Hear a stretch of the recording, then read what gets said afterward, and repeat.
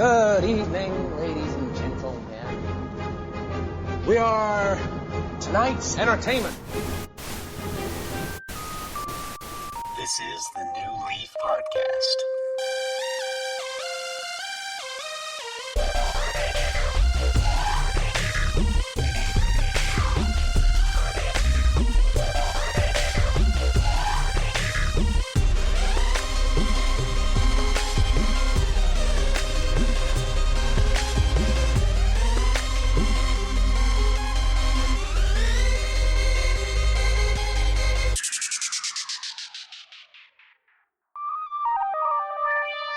How are you supposed to open a podcast? Like, say hi and my name Sticking is... a key in it.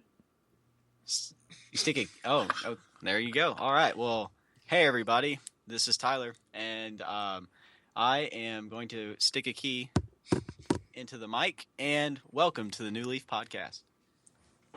Good job. I am so impressed. I cannot believe I didn't know that you could unlock a podcast with a key. I'm very impressed. Must be from Kingdom Hearts. Yeah, actually. Sora used that Keyblade, and it's changed my life ever since. Anyways, Holy crap! We're already got this thing screwed up. All right, so we got the full crew: Tyler, Tanner, Taylor, and myself, Christian, which you've already heard from. We also have Kevin from Gamer Husbands Radio. What's going on, people? Wow, AKA Shonuff71 on Twitter, and just about all the other platforms too. So this is the first experienced podcaster we have on the podcast. Not saying anything. Well, bad about... I wouldn't say experience. I've only been doing it for like a couple of years. I am That's not a part long of the. time. well, I'm not part of the original crew of Gamer Husbands. They've gone through about 3 changes. One of the original hosts is still on. That would be Sam, aka GHR Superman. But the rest of us are all fairly new to the podcast. So this is we're on Gen 3 right now. How long has Gamer Husbands been going on for? It has been going on for, I think, this past March marked the 7th year. Dang. Of Gamer Husbands Radio. Dang. That's the awesome. The original crew, Sam, Alfred, Scott, and Alan. Those are the 4 gentlemen rather that started the podcast. I'd been listening to them since. Man, I started listening to them. I'll put it this way: I started listening to them in 2007. Dang. Oh man. So yeah. But I only joined the show within the past year and a half, 2 years. So what kind of stuff do you guys talk about on Gamer Husbands Radio? Well, if you listen to the original crew, we're always a family-friendly podcast, although the some of the topics were not always family-friendly. But now that we're on, now that I've joined the show, we're primarily a gaming news podcast. We'll hit like a couple points of interest. Me and the rest of the co-hosts, we have varying gaming interests. So we pull a news article that interests us, and we just kind of jump on each individual article, kind of break it down, and have a discussion about it. Currently, one of the other members of the show is a good friend of mine. He is Joe, aka Trader Joe. He is our resident cheap gamer. So if you're familiar with CAG, Yep. Joe is our version of that. The guy sniffs out gaming deals like a bloodhound tracking a fox. It's amazing what he can dig up. He is also the only member of the show to have purchased his HD television with games that he traded in. What? Interesting. Wow. Yeah, I was with him that day. He literally took in a garbage bag full of games into Best Buy and traded them in on a new television set. Wow. It's like the gaming version of extreme couponing. Yeah, very exactly. Man, I tell you, he used to like just before Black Friday, from a few years ago, we had this business called American Video. It was a fairly small chain, but they went out of business. They followed not too long after by Blockbuster. Oh yeah. And I'm calling them American Video, but that's probably not the name. The proper name is probably escaping me. But Hollywood they had Video? Possibly. Hollywood Video. Got it. Yeah. Hollywood Video. That was my home away from home. I swear. Me too. Yeah. We went. It was the 2008, and all of the GameStop was doing this redunculous trade-in deal, and they were giving their trade-in values for whatever reason were just way off whack. It was just before Christmas, and he gave me a call. He said, "Kev, we gotta go on this Hollywood Video run. I've got a list of games where we're not gonna a minor investment is going to yield a whole lot of trade-in credit because there was a whole bunch of games that were coming out that I couldn't figure out how to pay for." Oh, did you go get the liquidation sale from Hollywood Video and trade them in? Liquidation, and it was games that you wouldn't necessarily think of, like Call of Duty for the Wii was Hollywood Video was selling that for like $3, and GameStop was giving you $17 in store credit for it, and that was not including your GameStop, whatever they call that club membership thing. That really isn't a club membership because their points to the amount of money you spend is just so ridiculous. But basically, long story short, I turned about $80 worth of bargain bin purchases into about $250 Oh my gosh. worth of GameStop credit. I think Joe, he spent a little bit more money than that, and he wound up with something like $450. That's awesome. Oh my gosh. I wish I would have thought of that. Because I was a kid when Hollywood Video closed down.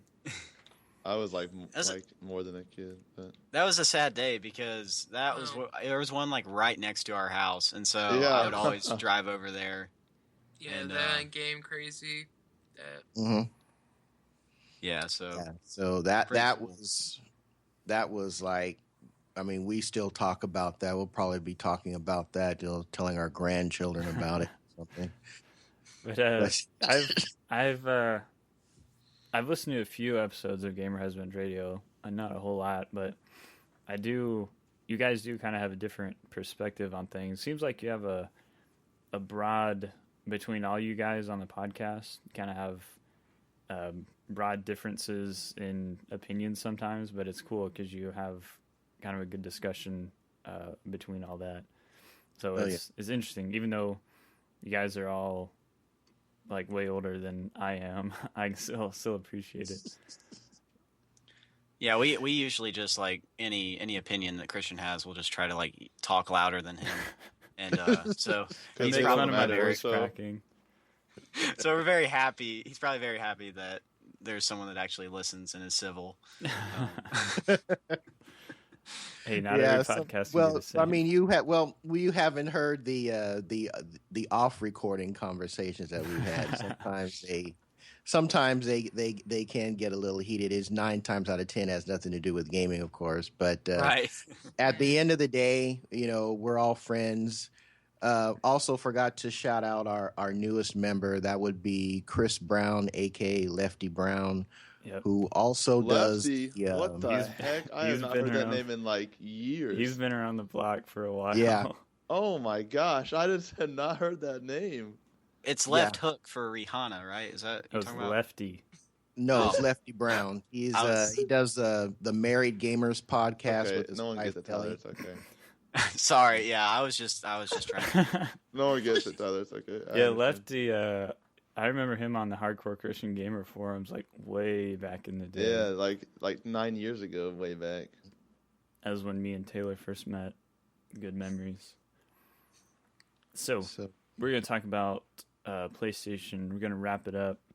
Since Kevin is a PlayStation guy, I figured he could give us some Insight. interesting, insights. Good word, Taylor. Good Thank you. word. Okay, I will do what I can. I do not have the camera, and there are a couple of features that I have not fiddled with or do not fiddle with on a consistent basis. But I'm familiar with how they work and how they operate. But So I will do what I can. Does anybody here know about the camera? what do you want to know about it? I don't know, just like what it is. I guess that's kind of a testament to how little they support it. Maybe, I don't know. I feel like a lot of people diss on the Kinect, but I feel like it was good on Microsoft's part to include that with the console, at least initially, because there's a lot of aspects of the console that are, when it first came out, they were necessary for it to function, but now not so much. Really, the only thing that it's necessary for, if you wanted it to, would be the Xbox on, Xbox off, and all that stuff.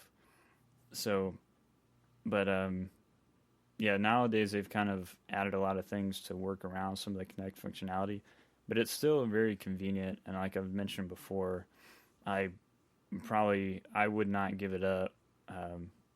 We've got another Xbox downstairs that does not have a Kinect, and if I just want to sit down on the couch and watch a movie or something, I don't want to pick up a controller. It's annoying not being able to control it with your voice. So First world problems. yeah, Right? Yeah, I'll say one thing for Sony is that their peripherals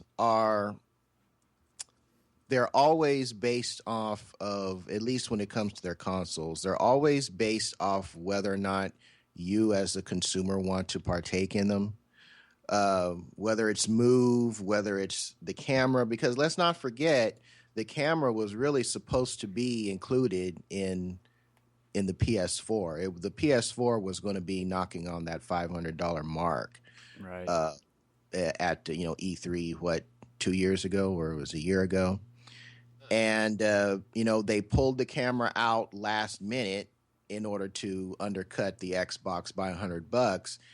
And the reason that they were able to do that was because the peripheral was not integral to the experience that you're going to get with the console. Microsoft made the decision to include the Kinect, build the system around the Kinect peripheral.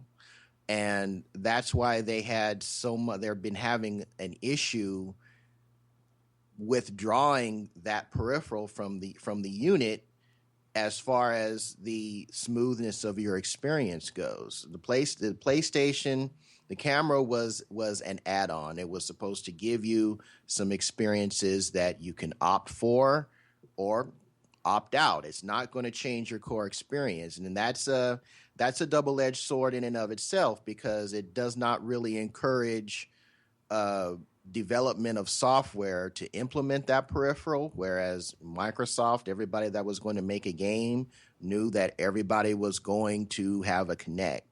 So it's kind of a double-edged sword. I kind of appreciate the, it's there if you want it, as opposed to it's here and you're going to get it whether you like it or not. But what would make That's someone just my own want personal preference, though. What would make someone want to have the camera? I would say probably the ease of broadcasting. broadcasting on the PS4 is super simple. I don't know how it is on the Xbox. I've never tried I it. touched on that last week, I think, or week before. No, week before last, I think I touched on that. Okay. Yeah, you were saying how easy it was, I think. Yeah, exactly. Yeah, I mean, I pretty much what you just said is exactly what I said. Like, I mean, that just proves a point. Yeah, So- you just hit a button as if you pre-link your Twitch or your Ustream account through the settings, and you just hit a button, and bam, you're streaming. There are options that allow you to allow for text, allow for video, meaning that the camera is going to be, if you want the camera facing you, you can. All that is done, on a little preview screen, and you hit OK, and you're streaming. It's and I'm not a streamer, so that's probably the main reason why I did not feel a need to get the camera. It may I may decide to pick one up once some fighting games start coming out on the PS4 that I'm interested in. I can see that being a big part of the fighting game community. That ease of streaming and being able to jump in with people and making online tournaments a whole lot easier, that type of thing. But as of right now, I just don't have a need for the peripheral as of yet. Yeah, and that's kind of what I was talking about with the streaming. Like before the podcast started, I kind of talked about how when you stream on the Xbox, it's almost like the Kinect tends to slow your service down. Yeah, it's definitely way even if you have faster without the Kinect turned on. Right, even if you have like a phenomenal, upload speed, download speed. I mean, because mine is pretty good, but still, I find my Twitch when I'm streaming with the Kinect. If I go back to check on, whatever, the Kinect has caused my Twitch to lag so much that it disconnects me from my chat, and also it just is lagging overall. Well, that may not be the Kinect's fault though, because you have to remember that Xbox One is running several OSs in the background all the time. Right. You got when I don't use the camera though, it doesn't. It never. I don't ever lag ever, and my chat stays up, and I get to see what people say to me and everything. Really? Yeah. So I don't know if it might just be my connection, maybe, but I was gonna say that's just shocking. Like if because I've experienced that a little bit too, and I personally love having a camera. Like I feel like it's a better experience for the viewer to like see. Oh, definitely. Yeah. And so definitely is a shocker that. I mean, it makes sense, like, as he was saying, like, from an operating system standpoint, like, you're using a camera, that's going to draw a whole lot of, like, CPU, like, the processing speed. Like, it's going to go to that, too. So I can understand how it bogs things down from the hardware side of it, as well as just, I don't quite get why it slows down Twitch like it does, but well, the Kinect draws a lot of power anyways, and that's why they've constantly been updating things to where it uses less and less of the CPU, and that might be some of it. The PlayStation camera probably doesn't pull. It doesn't require the Kinect is got a lot more going on with it tech wise than the PlayStation camera. Yeah, I've never gone into the nitty gritty intricacies of the differences between the two, but the Kinect it can sense your pulse or something. It's got a whole lot of things running inside of it itself. And correct me if I'm wrong, but did they change the manufacturing process to remove because I thought it was supposed to have an independent processor. I don't know about that. You're the first I've heard of that, so that'll be something we can look into. I thought that was what it was supposed to do because of all the different things it was keeping track of. But I could be wrong. I seem to recall reading something like that on IGN or some major website prior to the systems coming out. But well, if as you were talking about earlier, just the camera being for the PlayStation being an add-on, that would sounds like that's a huge benefit compared to the Xbox if that's the case, because if without that so much processing power, whatever, like being used by the Kinect, you don't have that on the PlayStation camera, which would make the experience a lot more enjoyable in that regard. So I think that'd be a plus for PlayStation users.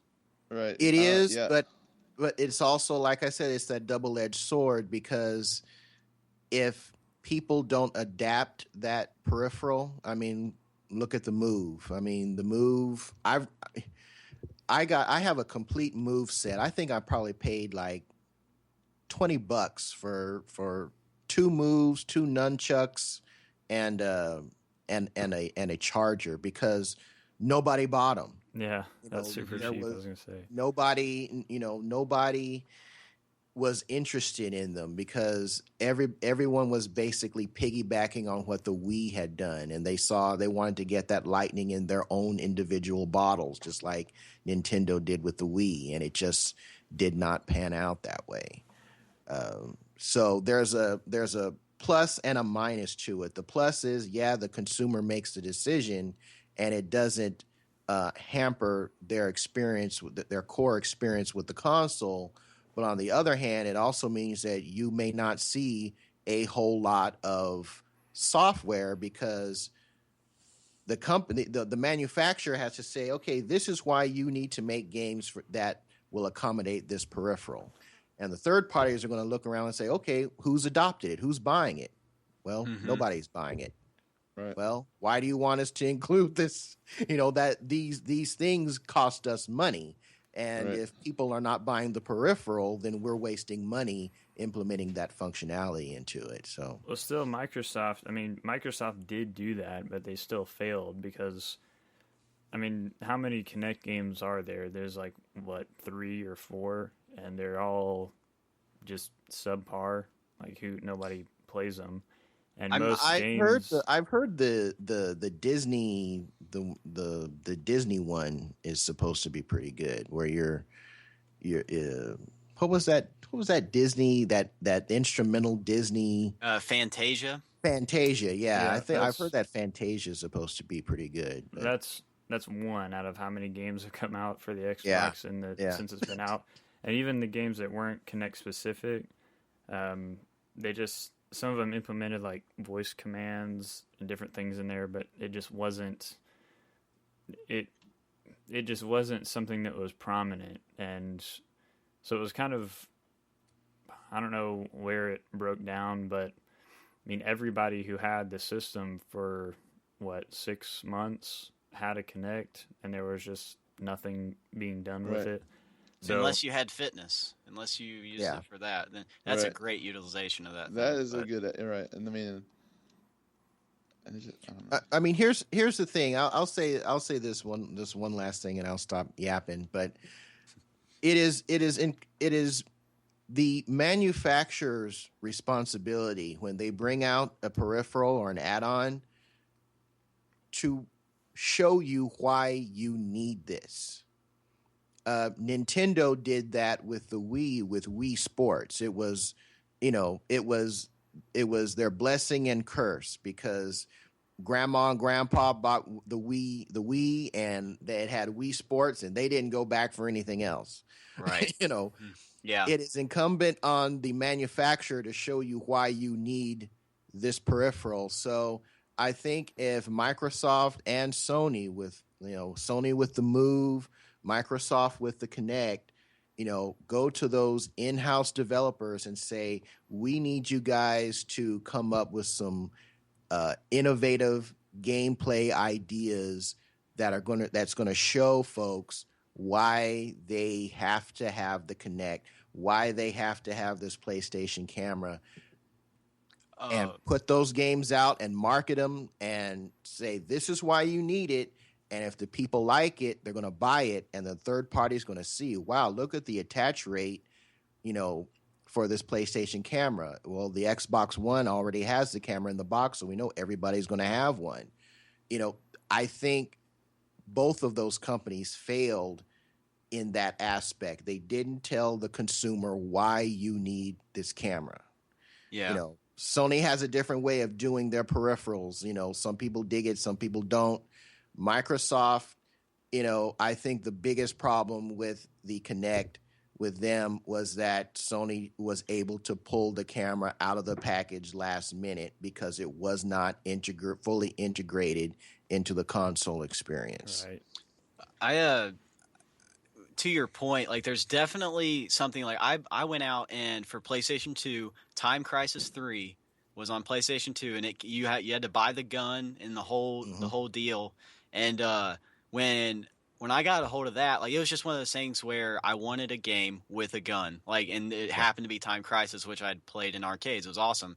Like saving up for that or getting it, I forget what happened. I don't know how I got it, but it ended up I think I paid for it, and it's either that or a gift. I just can't remember. But that was one of the big, like, huge experiences was I wanted to play Time Crisis, and the fact that I could use a gun to do it made the game so much cooler. But Tyler, were you a disturbed child? I want a game with a gun. dude, No, I'm we just a- like violence. That's all. I'm a kid who grew up with guns. That's Hey, what's wrong with being violent, Christian? Just Yeah, we saying. grew up with violent cartoons that I- are when fun I was a- and enjoyable. Tom and Jerry is what Tanner's Looney referring Tunes. to. And, Yeah. I mean, I The, took a stick and pretended it was a gun, but I didn't be like, I want a real gun on my video game. He was like, I take this stick. Yeah, it's okay. It may be a fake gun, but I want to listen to death metal. That's Right? Yeah, you said that. He's that's- disturbed.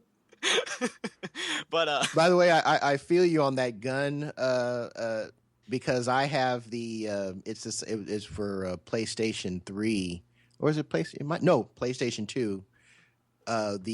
They had it's just like Time Crisis, Vampire Rain, Vampire yep. something or other. I have that sitting on my shelf in my game room. One of the most accurate gun peripherals ever, even by today's standards. I didn't have the Time Crisis, but I had the Vampire one.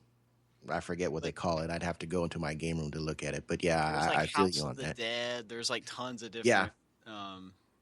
But what to that point is my whole point was that they had a product and they had a game that were both awesome together, and like it, so it sold. At least, I mean, it may not have sold off the charts, but in my mind, that sold it to me as soon as I saw it. Like it was like something I have to have because that just makes so much sense. Whereas there's nothing that I can tell, especially on Xbox side, that is just like, holy cow, I've got to have Kinect for this reason, other than fitness. Would be the record only that. what? And the record feature. Yeah, but I'm talking about like as from like a game standpoint of like, there's nothing that makes me want to just say like, oh, I It's can not. use this. It's with not this. integrated into any game or Right. app enough to be really useful. There's no killer app for it. There's no killer game. Like if they put Time Crisis in Xbox, I'd probably buy it because that's the same experience that I had back then. I can have again, and like have that with friends over would be sweet. Just having a couple guns and doing that whole thing would be a blast. But it doesn't seem like they're moving that direction at all toward using the Kinect for that reason. All right, it's a lot of talk for something we didn't know anything about, but That's right. let's move on to the PlayStation TV.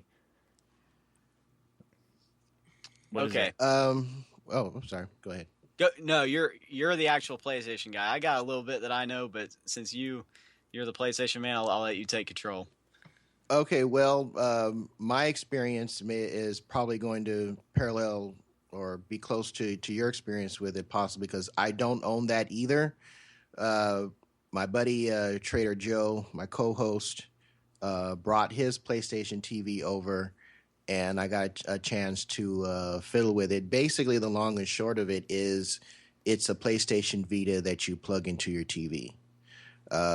You can utilize the DualShock 3 to play your games with it. There was a recent update, firmware update that allows DualShock 4 compatibility with it.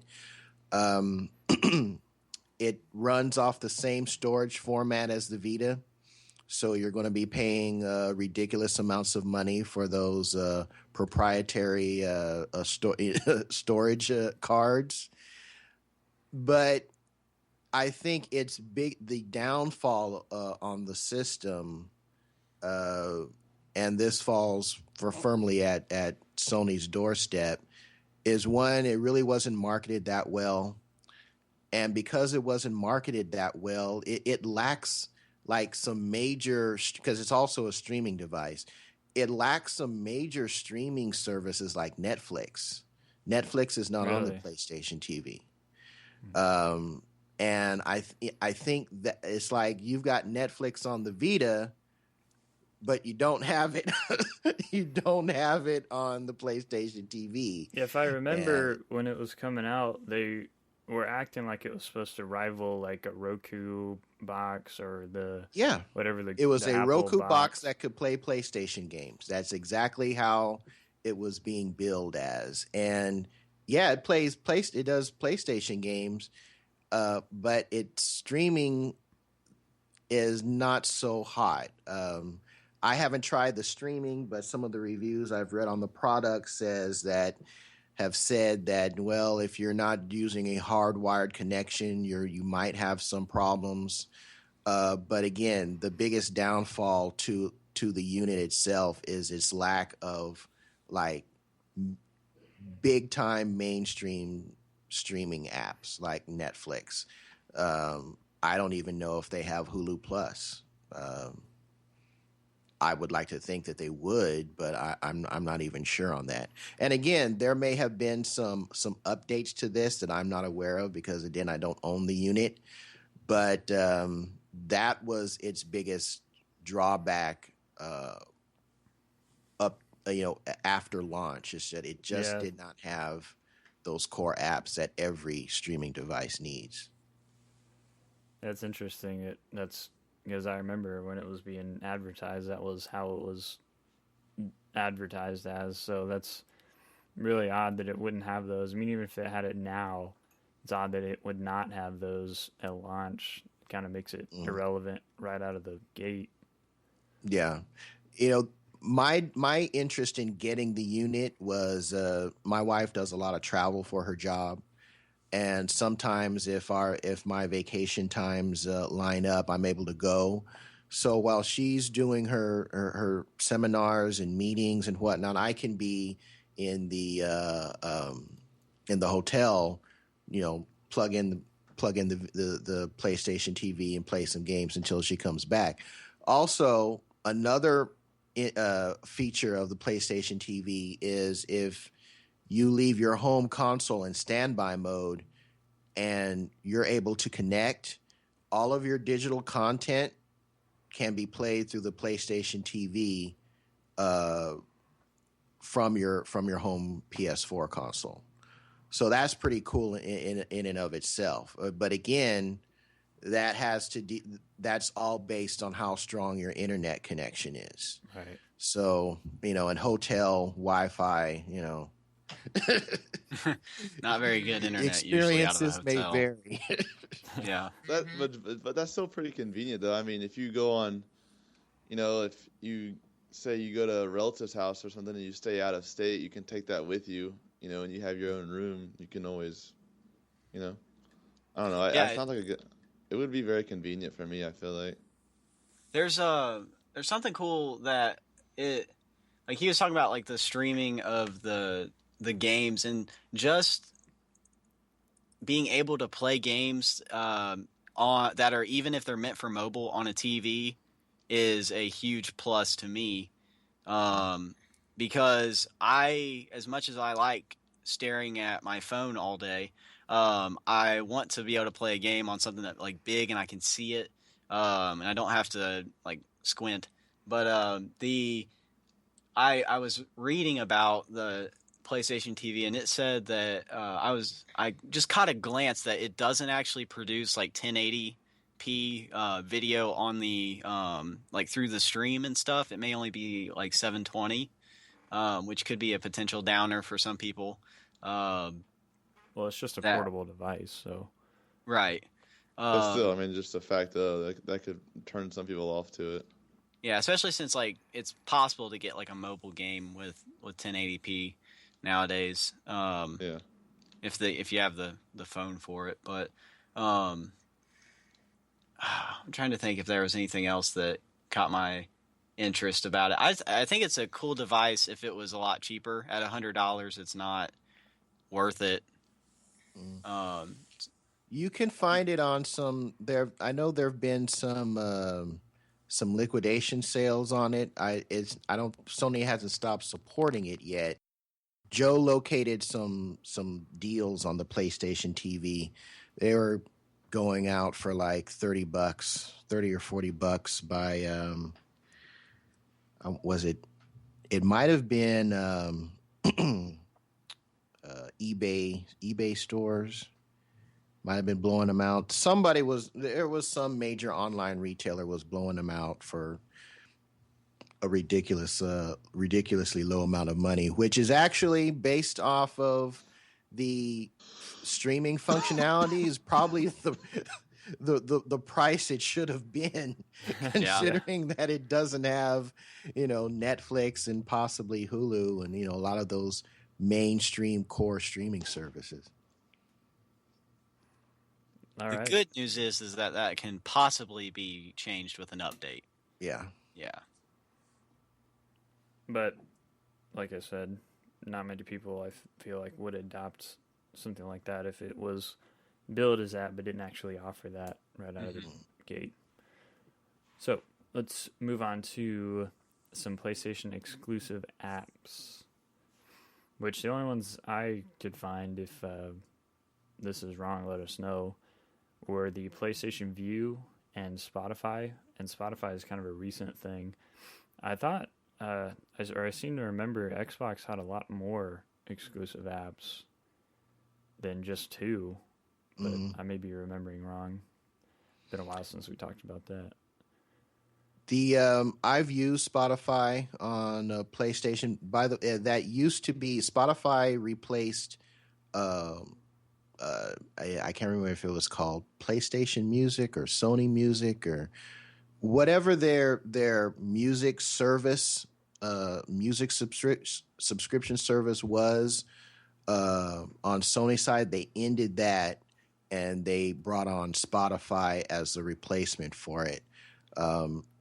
I use the free version of Spotify on my PlayStation 4 every now and then, and it's pretty cool. If you're running, bounties on Destiny, missions that you've done a bazillion and one times before, it kind of adds a little extra something to hear whatever your favorite band or So it actually runs like in the background. It runs in the behind whatever background. else you're Yes. doing. Yeah, I told you that.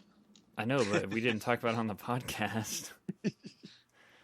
So, but yeah, that would be super cool, and I wish Xbox would do that, because Xbox Music, I don't understand the point of having a subscription for it, because I have Spotify, so I already pay the subscription for that.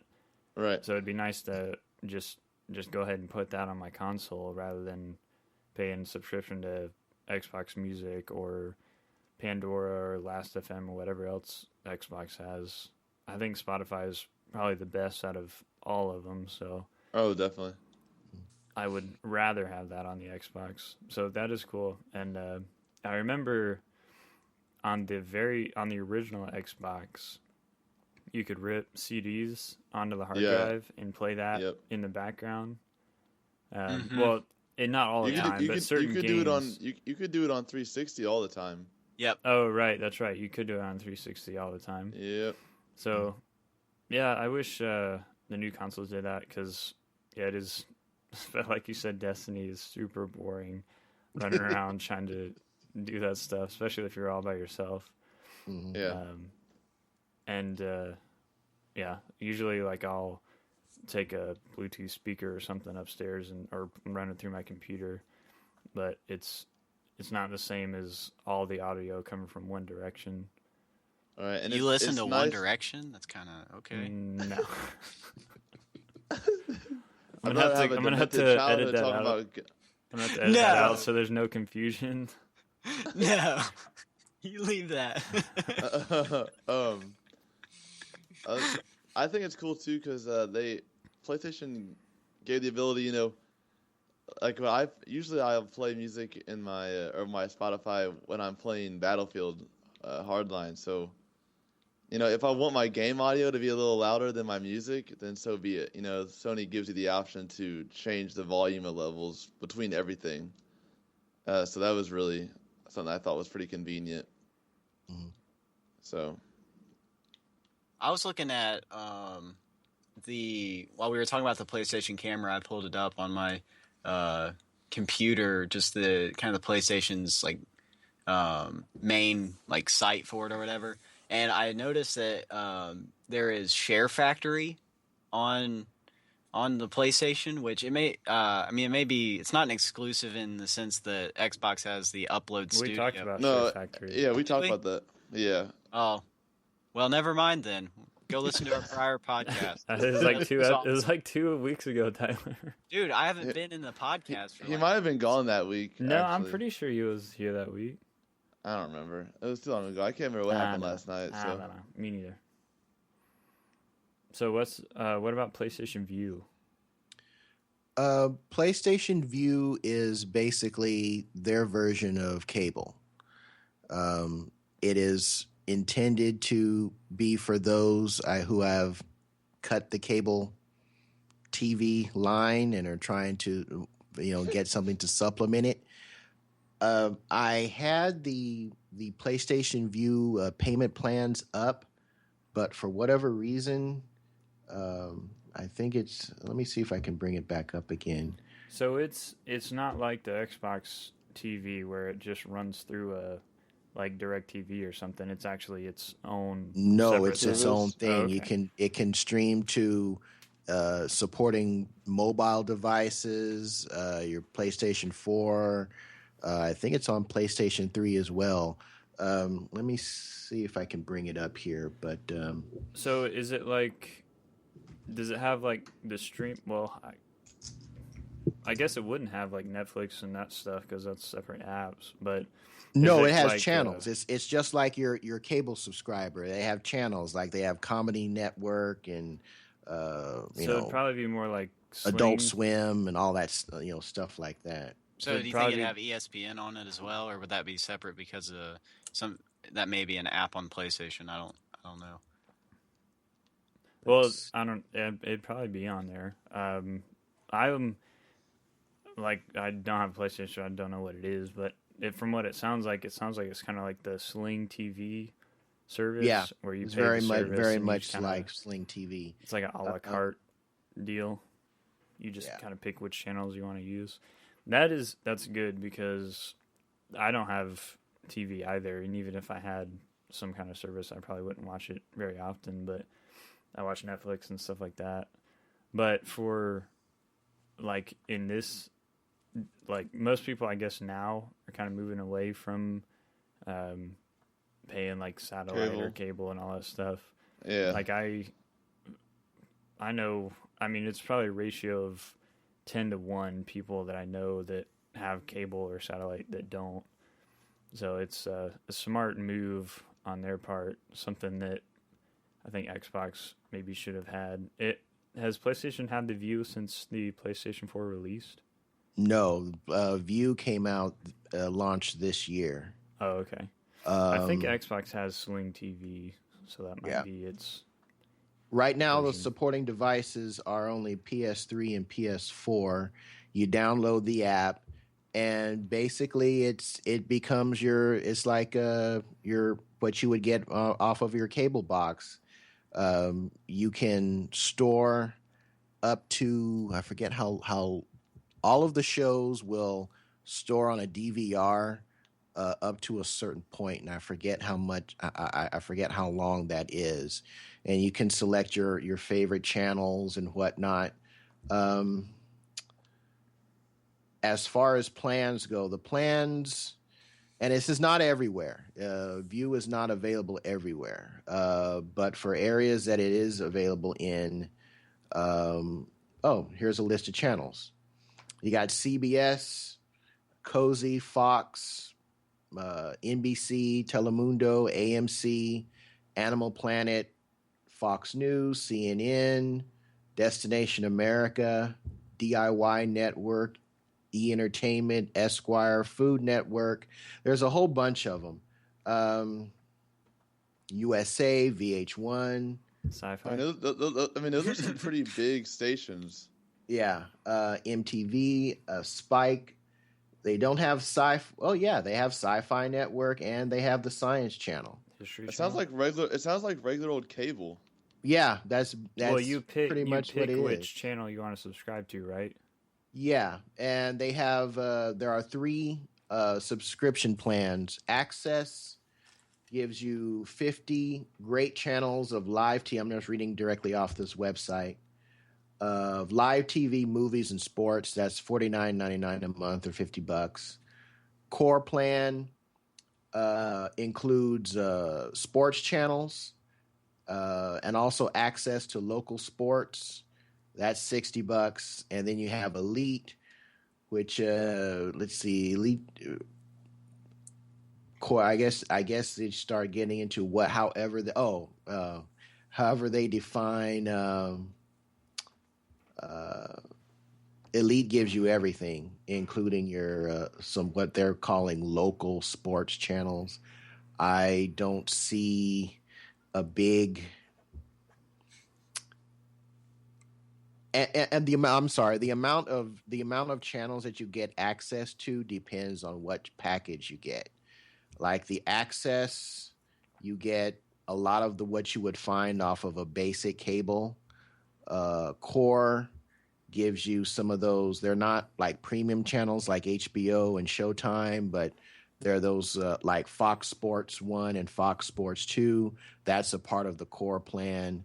And then when you go to Elite, that gives you everything like the Golf Channel, NBC Golf Channel, and there's like a couple other sports channels here. So each That's awesome. like you pick a plan and it just gives you certain channels you can access. You get Okay. pick a plan, See, you get it certain was like channel. I thought it was like you choose like the 20 channel plan. You actually go and pick which 20 channels you want. I think that's what Sling does, but I'm not sure. My parents have it, but I've never used it. So that's not as good as what I thought. Like, You know, I guess the only thing that if you're not watching HBO or if you have access, and again HBO Go, as far as I understand, you still have to be a subscriber to HBO Right. through a cable. Yep. So if you don't care about HBO and Cinemax and all that stuff, something like this might be viable.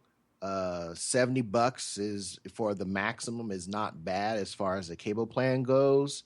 But see, here's my concern about all these plans, whether it's Slingbox, View, or whatever. In my area, Comcast owns the lines that provide the cable. They came in and they bought up everything. So if I call up Comcast and I tell them, "Hey, guess what? I'm tired of paying this ridiculous amount of money for cable. I'm out." They say, "Okay, great. We're going to jack up your internet rate because you're no longer part of our cable plan, and we'll crank up your internet fee for another $50, another $60. So no, you don't need our cable, but we're going to ream you, to access the internet, and we know you're going to stick with us because all of your other options are subpar for streaming." So these things, when the companies own the infrastructure, there's only so much you're going to be able to do. Which is why I stick with my cable, because I know that it is, while it's not a guarantee, it is highly unlikely that I will be hit with data caps. And I know that if I drop everything and just get their internet plan, they're going to slap me with data caps. Yeah, I know. Yeah. my internet provider just recently, last month, started data capping, and it's hugely annoying to say the least. I mean, I've never had cable, but I don't know I think they offer cable, but I don't know if it takes away the data cap. But right now, PlayStation View is only offered in New York City, Chicago, and Philadelphia. oh, really? That's pretty limited. Yeah. So, and again, Comcast, Time Warner, and you've had a couple of mergers. Verizon. All of these big conglomerates, they all own the infrastructure. So it makes it very difficult for plans like this to become really, in my opinion, viable options to cable, because if you want to see a Game of Thrones, guess what? You're going to have to subscribe to HBO, and you might as well stick with your cable company because that's the only way to get HBO Go. So they have you coming and going. It's at least to my knowledge, HBO Go has not gone independent of a cable provider. I may be wrong, but to my knowledge, it is still dependent on you being a subscriber, and as long as that exists, these streaming cable channels are going to have a limited appeal, in my opinion. Yeah, that's a good point. It's I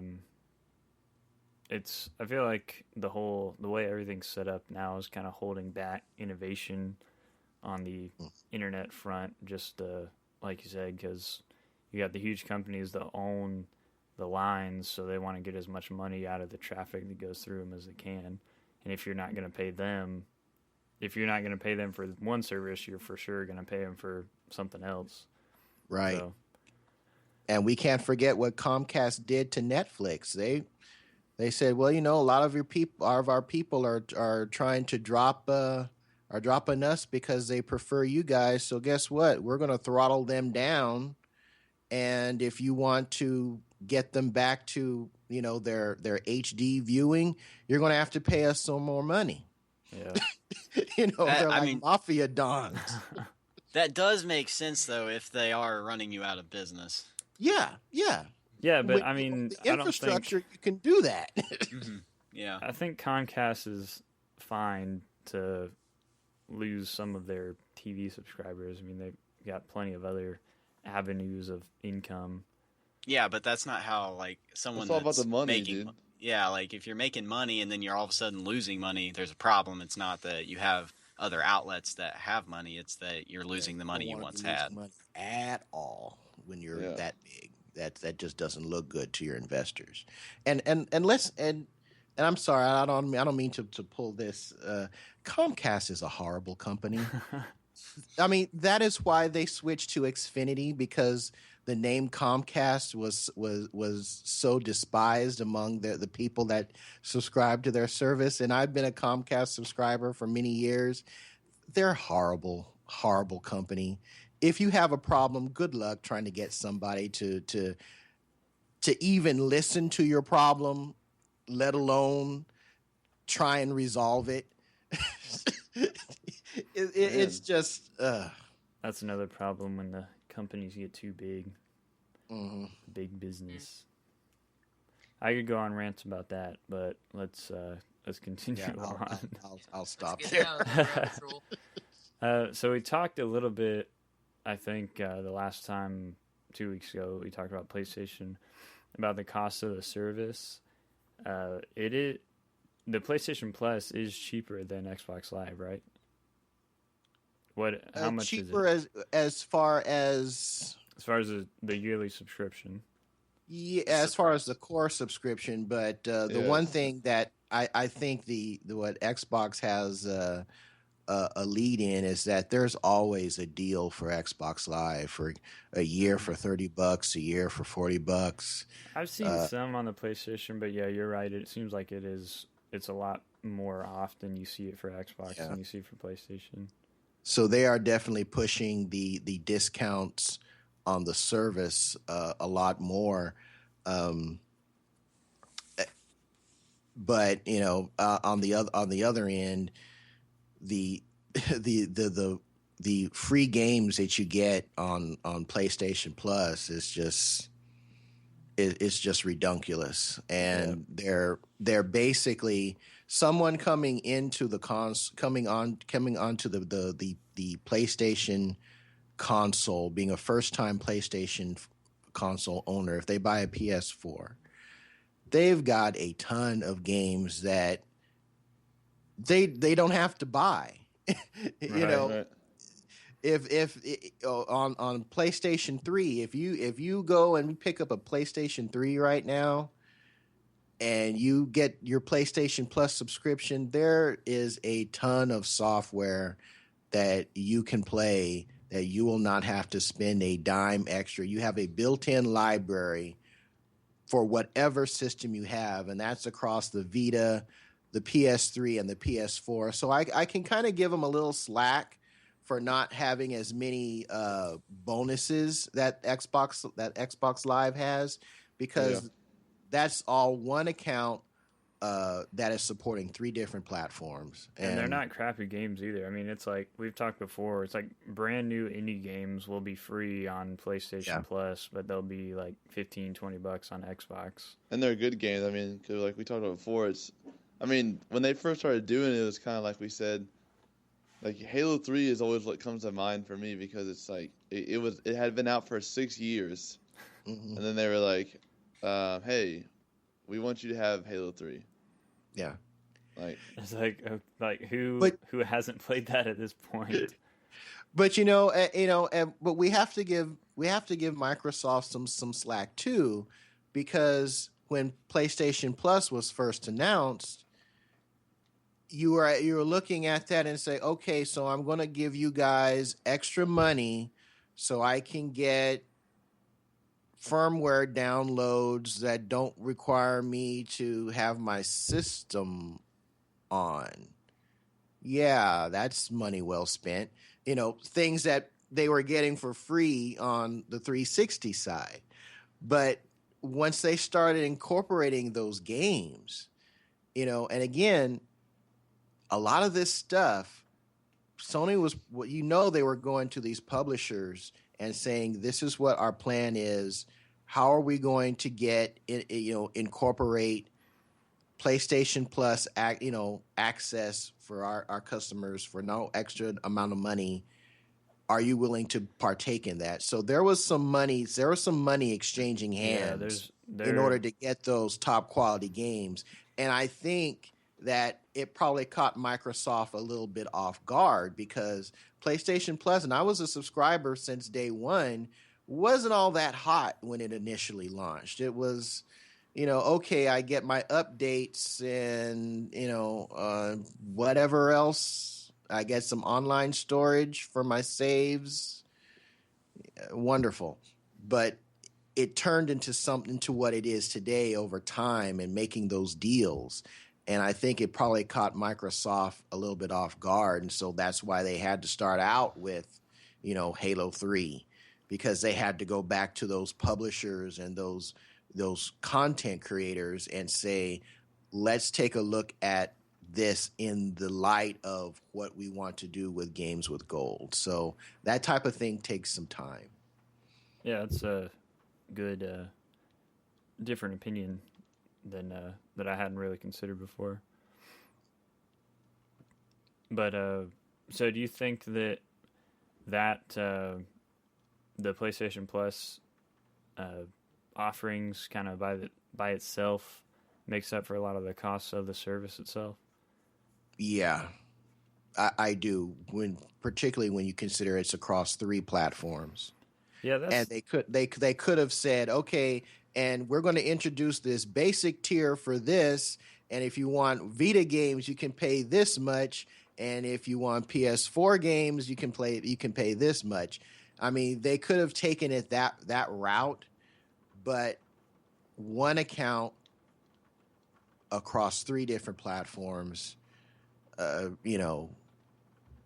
that's pretty cool. And every month you get something on all 3. Yeah, that's something I do like a lot about PlayStation's infrastructure over Xbox's, is all their stuff is so integrated, It just translates smoothly, like we were talking about earlier. Streaming stuff from your home console onto your PlayStation TV box. I mean, that's like Xbox just doesn't have anything like that. At least not now. Maybe they will when Windows 10 comes out. But Windows 10 may change a whole lot for us. That'll be a good. I don't know when that's. Anybody know when that's slated? It's supposed to be end of this year. Okay. That's just, I thought just end of the year. it wasn't end of summer for Uh, Windows 10. I'm not sure. I would prefer it to be end of summer. That would be great.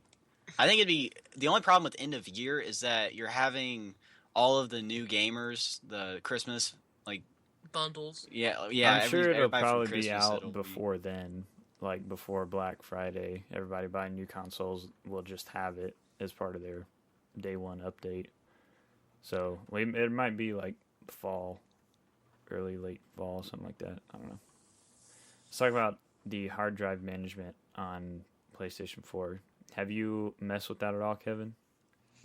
I upgraded my hard drive to 1 terabyte when I first purchased the system day one, and I haven't had to go back and do anything. Did you do the actual internal swap out? I did the internal swap, which is super easy. The hardest thing, I mean, the Xbox One is even easier. You just plug in an external drive and bingo bango, there you go. Right, but that's just one other thing that's got to sit on your whatever. Yeah, but it was easy on the PlayStation 3, but it's even easier on the PS4. You just pull back that little piano plastic looking thing, and one screw, your hardware cage is out. You pull out the drive that came with it, put in a new one, put it back in, slap in a USB with the folders that you need, and you're up and running in no time. That was the first thing I did with my system. Yeah, that was the first thing I did with my system, because I knew 500 gigs, knowing that every game is going to physically install on the hard drive. 500 gigs wasn't going to last me any amount of time whatsoever, and I was able to do that in about 7 minutes. Yeah, the only thing you have to sorry. be cautious about, and I'm sorry. No, go ahead. You have to be cautious about is that there's a file that you have to rename once you create your folders on your USB drive. And if you don't pay attention, because it's right there on Sony's website, they tell you what it is. But if you don't rename that file, the firmware won't transfer from your USB to the console. That's really the only thing, and that was my fault because it was plain as day on Sony's website. I just didn't pay attention to it. You have to rename a file, and it's just a matter of, changing the name. And once you do that, everything goes over. It's buttery smooth. So is the hard drive that you put in there, is it a proprietary piece of hardware, or can you just buy any laptop, I forget the exact dimensions, but just about any laptop hard drive will work, including hybrid drives and SSDs. Although you're really not going to see that big of a performance gain by using an SSD over a standard 5200 RPM drive. I stuck with the same. I went from. I didn't up the speed of my drive because I was concerned about having a faster spinning drive might generate more heat. So I stuck with a 5200 RPM drive. That was just my decision. Other people have gone on to like the 7200 RPMs and have not had a problem. But I just wanted to keep the core, specs of what Sony put in the drive equivalent, regardless of what brand I put in there. So I got a 1 terabyte for $40 on Amazon at the time, because they had I think Samsung had a sale on Amazon, and I was able to get that for $40 and haven't looked at it since. PlayStation can also use external drives, right? I think with this last software firmware update, that I think it's only for if you're going to upgrade your hard drive to, you can pull all your saves, all your game data, all your stored games, and put them on an external drive, and then load them from that external drive back onto your console. But that's it. Oh, so you can't use it It's as... not like the Xbox One. It's that functionality is also the same way it was on the PS3. In fact, you had to have an external drive to offload all of your game data and all that, unless you just didn't want that game data anymore and we're going to reload it, at a later time. But yeah, it's that same functionality now. The external drive now works as a holding spot for your data until your new hard drive's in the system. Taylor, Yes. you haven't done anything like that with yours, right? No, and the only reason I haven't done anything like that is because I haven't necessarily seen the need for it yet, just because... How many games do you have? Right now I have... Oh, the controller just fell off. I have Borderlands, and then I have Battlefield as disc games for my PS4. But I also have The Last of Us saved on, installed onto the hard drive, digitally downloaded. So I mean, So you don't have really much to... I don't really have much space to fill, I don't really have much things to fill my space. So I haven't really seen the need for it just yet. I mean, once Uncharted comes out and like the games start rolling out towards the end of the year. Well, how much is your hard drive full with the games that are on it right now? Right now, you want to check? Okay, I'll check. Hold on. Yeah, mine on the Xbox, I ran out of space about a year after I got it, about a year after it released, and that was with me deleting a lot of the games that I had traded and like arcade games or digital games that I didn't play anymore. I deleted a lot of stuff just to try to stay afloat, but it kind of got to the point where I'm just like, I don't really want to delete anything else. So I went and bought a 2 terabyte drive. Now the internal drive I'm looking at right now on the Xbox, it's only actually 364.9 gigabytes. I guess all the rest of it's reserved for like the OS and other processes like that. So, I mean, that's 136 gigabytes already that's just gone. That's like 2, maybe 3 games in itself. But I went and bought a 2 terabyte drive, and literally all I had to do was just plug the USB in, and that was it. And I'm only at like 25% total used right now, and I have a lot of stuff on there, and I've got a good ways to go. So it's definitely get these consoles, definitely something that you do need to do. I think I may have preferred having an internal drive, but it doesn't make that big of a difference, I guess. I mean, I could always use the external one on my PC if I got something different or something were to change. If they would benefit from SSD, like if you could put, in a computer, you put like 120 gig SSD with your operating system on it, and you put a few other things on it, maybe like a game or two, your system's going to run so fast it's ridiculous. And then you put your terabyte storage or whatever, you put that on the side, and that's where you would download most of your stuff, but it keeps your computer running super fast in that regard. So if Xbox or PlayStation would actually benefit from that, I would definitely see the need for the internal to be like, that would be my reasoning for replacing it. Other than that, like, especially since Kevin said earlier, the SSD really doesn't do much for the PlayStation. There's really not a need for it at this time. I think some games like Resogun load faster, but it's not, in my opinion, it's just not worth the price difference. Right. For for upgrading to an SSD. Unless you want to be big baller shot caller. Hey, I've got an SSD in my console. But, Yeah, it's like $500 for like a 960 crazy. gig solid state right now. I looked at them when I was building my desktop, and it was ridiculous. The price difference between the standard drives and the SSD drives. Like, I think I'll be all right with just the regular one. I will tell you, having a hybrid is nice. My dad has one in his computer, and solid state super fast, normal hard drive slow in comparison, and so basically the hybrid literally just evens it out, and so it runs at a lot faster speed than a regular read speed for a hard drive, but slows the solid state down a little bit. But it is worth it if you were able to find a good deal on one of those right now. It is pretty nice. So Taylor, how much space have you used? All right, well, so this is what I have installed games for. So I have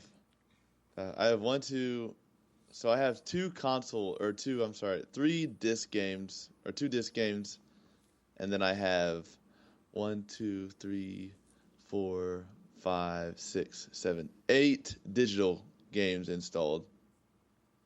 And I have 310 gigabytes left. Well, that's pretty good. That's probably more than the Xbox would have. One of those games being my ultra rare PT demo that's worth like $2,000. So, whatever. You need to sell that thing, man. I know, right? Make some money. yeah, better move to Craigslist because eBay will yank them off. Oh, really? What is it? Yeah. You know, Silent you know the Hills? game Silent Hills. You know the game that got canceled. Yeah. There was a demo that they put out on Sony when they released like the verbal announcement at E3. They put it out, and it's called PT, and it's just like a little like teaser demo. Stands for playable teaser. Yeah, exactly. Yeah. Mm-hmm. And but once they canned the game, they took the demo off the PlayStation Store. But consoles that still have that game installed on the hard drive are selling for like $1,000, $1,500, $2,000. Oh my word! And I have it, so All it takes is one kid deleting it. There goes $2,000. So you better sell that. Yeah, but see, here's the thing, though. That's linked to your account. yeah, and I would never give it away. You're so, going to have to, unless pull off your credit card information and suspend. Hey, I'm no longer playing under this PlayStation ID. All of that software is attached to your own account. Right. So. No, I mean I'm not. They're going to buy rid of it. But They're gonna buy it, and then that's such a ripoff. They don't even get to play it. It's on there, but you can't play it. Exactly. Unless they get the seller's account information. So, hey guys, I'm no longer hot and sexy 420. I'm I'm still I'm that. this guy. So, All right, that was all like the main topics that we had. Are there any other major drawbacks or disadvantages of the PlayStation 4, Kevin, that you can think of besides kind of what we've already talked about? I would say the only con that I've come across, and it really has to do with the network. The up and downs of PSN can be a little bit problematic at times. Just how PSN was down for the last 2 days, like spotty. Yeah, it was. Yeah, it was for me. It was I had limited access last night. It became full. I had full access later on, about maybe like 11:30 last night. I had full access, but I couldn't even start a party chat.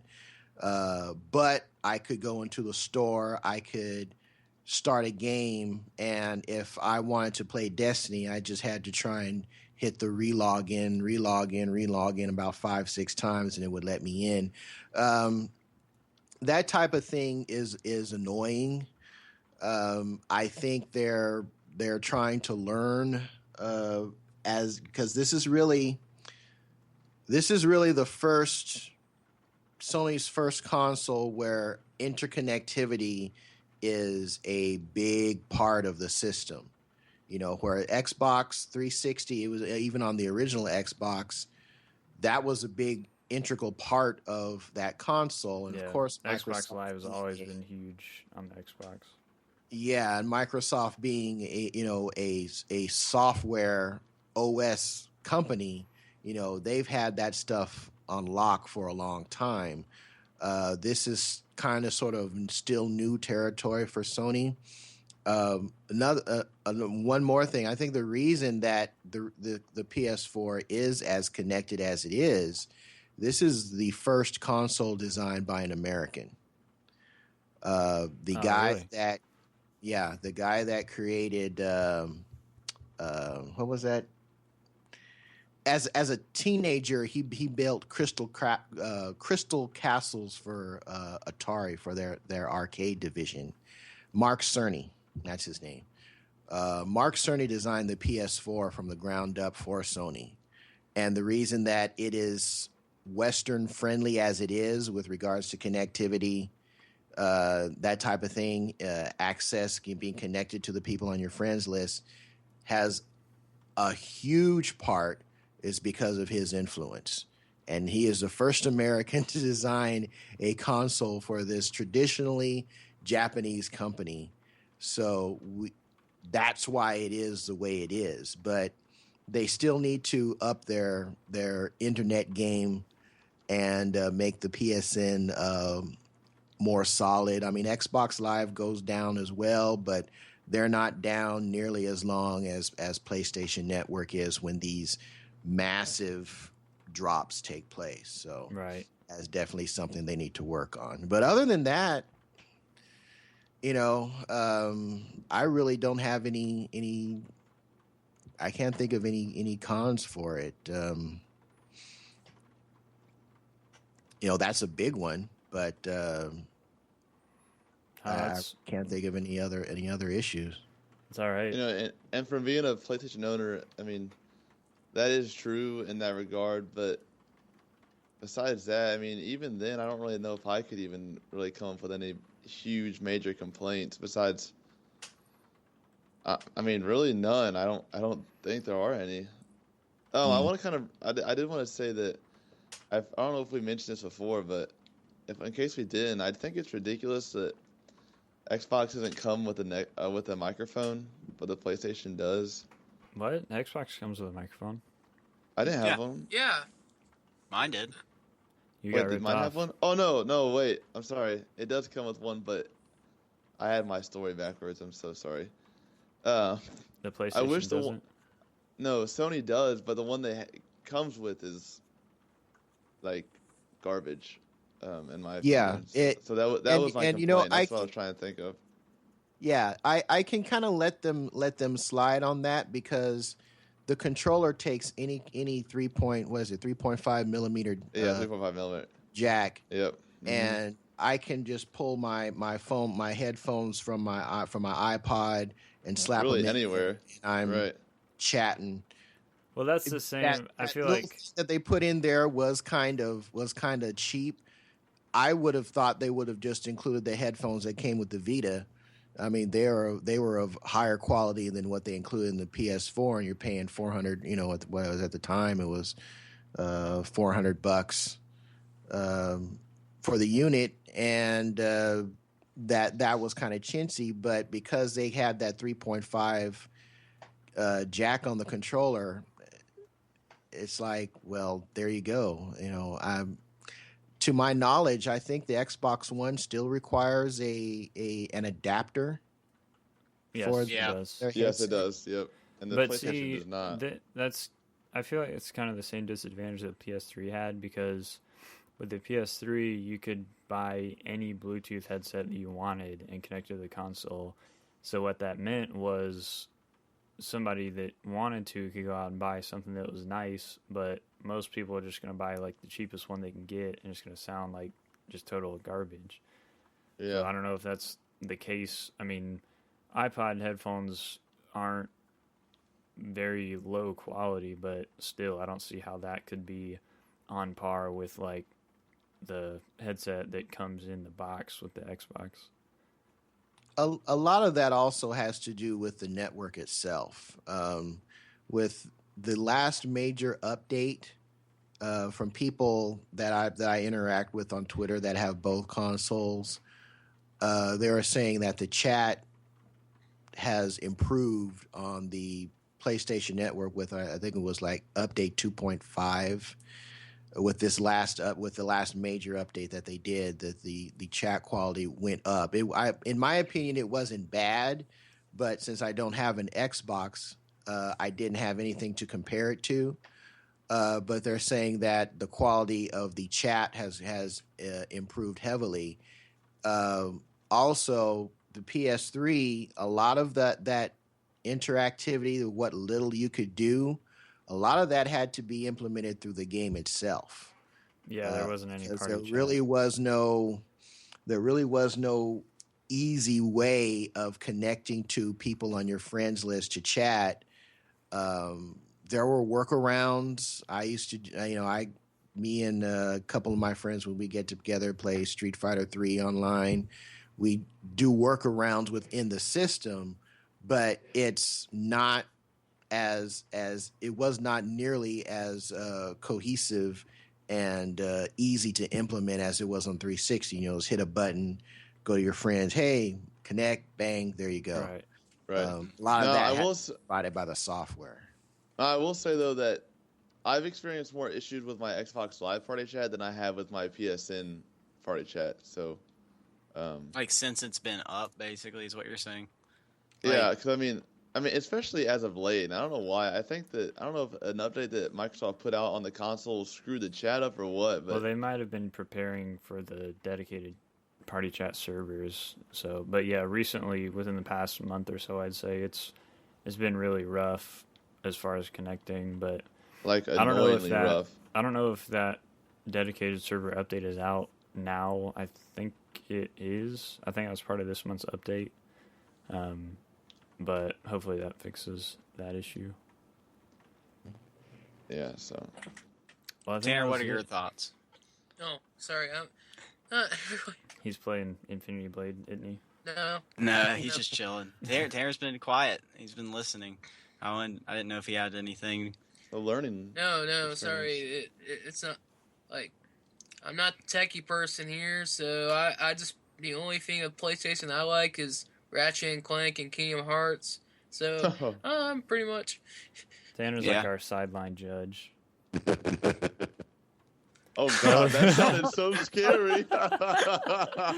Yeah, he's got the Robo voice again. I'm gonna leave that in the podcast because that was funny. Oh my god, that was when Skype fails. I feel like I need to go to confession. I don't even go to confession. That was so scary. It was so freaking weird. I'm sorry about that. That was good. You know what? A quick aside. The one of the coolest features. I'm an old guy, so I the smallest thing can make me reminisce about something. One of the coolest features on the Sega Saturn console was that when you put a CD in, it had like all these different kinds of like voice filters that you could use. And if you ever want to hear something horrifying, you put in the Village People, a Village People CD into a Sega Saturn, and you go into and I forget the option that they called it in the playback, but it sounds like a demon choir singing. It is like the most horrific thing, Stairway to Heaven being played backwards, got nothing on the Village People being played with that Sega Saturn filter on it. It was like, oh my goodness gracious, it sounds horrific. But yeah, sorry. That reminded me of that. All right, Kevin, why don't you plug your stuff and then we can get out of here. Okay.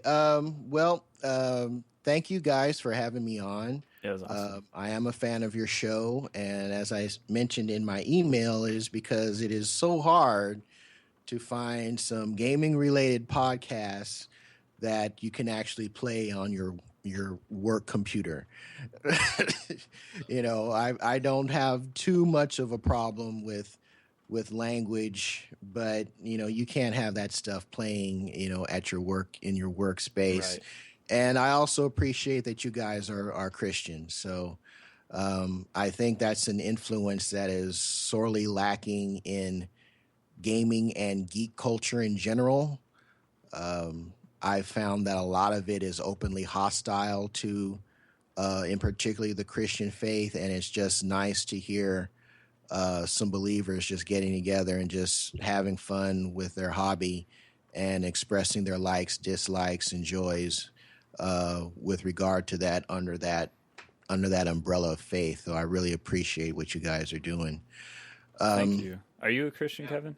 Yes, sir. Okay. Yes, sir, I am.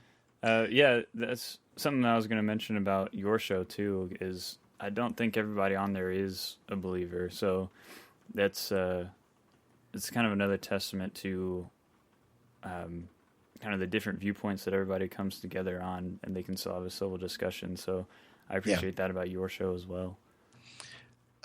But our show is Gamer Husbands Radio.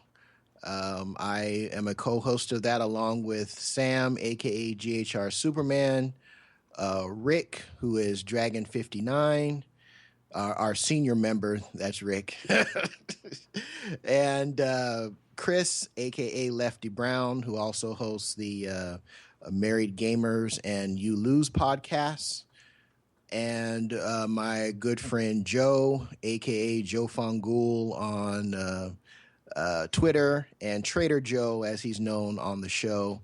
And we record every week, and we're just a group of married gentlemen who get together and we talk about games, and sometimes we talk about some life experiences and other interests kind of filter in. I'm somewhat of a car guy, so every now and then I'll see something about muscle cars that really grabs my attention. I'll mention that. But we record every Tuesday, and we are out on all the major podcast aggregates: iTunes, what is it? Stitcher. Yeah, Stitcher. That's the one I was trying to come up with. Pretty much just about all of them were there.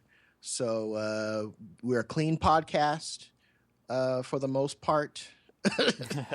I would like to be able to say that I have never said a foul word on the show, but that is not entirely true. But we all keep the language in check. So it is definitely something that a show that you can listen to with the kids around, or folks with preferences to not hear that type of language. You should be okay. So all right. And you are at shownuff_71 on Twitter. If anybody wants to follow actually, there is no underscore. Underscore on Twitter. Yeah, the only place there's an underscore is on Skype for whatever reason. So I'm shownuff_71 on Skype. I am shownuff7 on PSN, and I am at shownuff71 on Twitter. All right. And if anybody wants to give us feedback, we're on Twitter at the New Leaf Crew. You can also send us an email like Kevin did at thenewleafcrew@gmail.com, and let us know anything we can improve on or any other suggestions. But other than that, we can get out of here. This was awesome. Thank you, Kevin. Yeah, this was a thanks. blast. Hey, no problem. Thanks for having me on, guys. Really dig it. We're going to have you guys on our show. Well, only I can go because I'm the only married person here, but It doesn't matter. Hey, when I came on, it was the Gamer Husbands, and by that time I had only been married for a few months when I first started doing the show. So it doesn't matter, single, and that's another thing. Single, married doesn't matter. That's just the name of the show. It has nothing to do with any requirements to either be a guest on the show or be a listener. So I'm going to go get married so I can be on a podcast. Yes. No, hey, actually, that's probably a pretty good reality TV. Yeah, exactly. I got married for. It sounds as bad as every other show on TV. So. Yeah, I'm just gonna go back to my highly collectible toys here. So. Tanner, marry your Transformers, and then we'll No, have a podcast. no. I play with them or collect them and display them. I don't do that. Exactly, That's fine. just like trophy wives. So come on.